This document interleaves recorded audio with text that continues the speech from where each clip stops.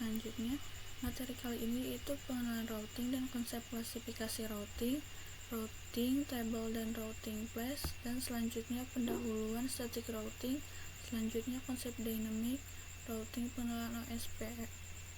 Selanjutnya, pengenalan routing dapat didefinisikan sebagai proses melewatkan data dari satu jaringan ke jaringan lain melalui router.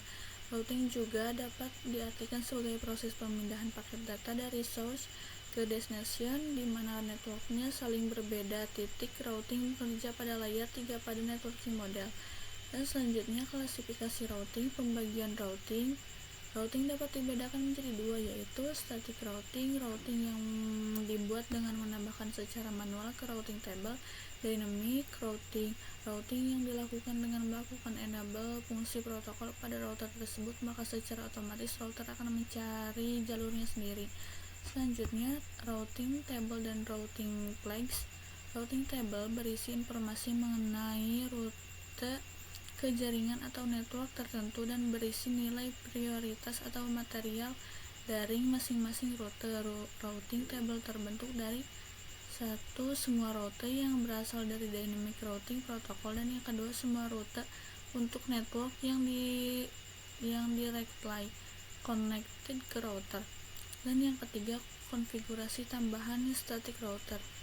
Dan selanjutnya, router flags adalah penanda yang memberikan informasi tambahan tentang sifat atau suatu rute dalam tabel routing. Selanjutnya, pendahuluan static routing, yaitu static routing diperlukan dalam beberapa situasi tertentu tergantung pada kebutuhan spesifik dan karakteristik dari jaringan yang dikelola. Selanjutnya, status routing dibuat dengan cara menambahkan jalur manual ke routing table.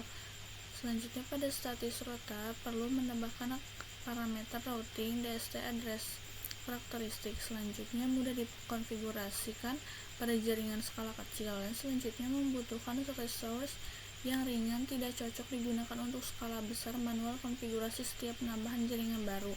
Selanjutnya, ada konsep dynamic routing, yaitu routing dinamis merupakan salah satu cara untuk mendistribusikan informasi routing table secara otomatis. Hal dapat memudahkan perubahan dan ekspansi saat memiliki jaringan yang sudah terlalu besar. Beberapa protokol routing dinamis yang umum digunakan adalah yaitu RIP yang bisa kalian baca di sini, dan yang kedua OSPF yang bisa dibaca juga di sini.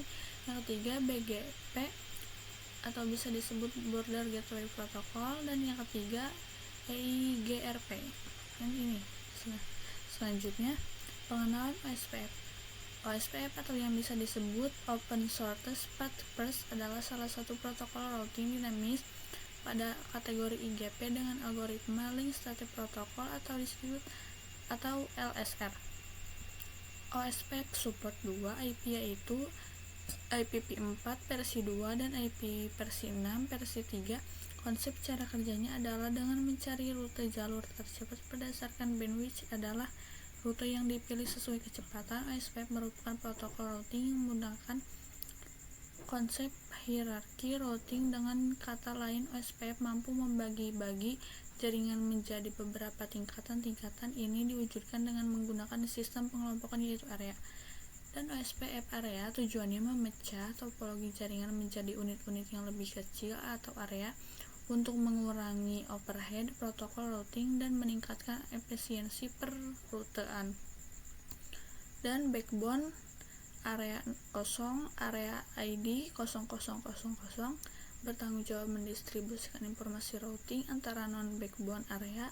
Semua sub-area harus terhubung dengan backbone secara logika.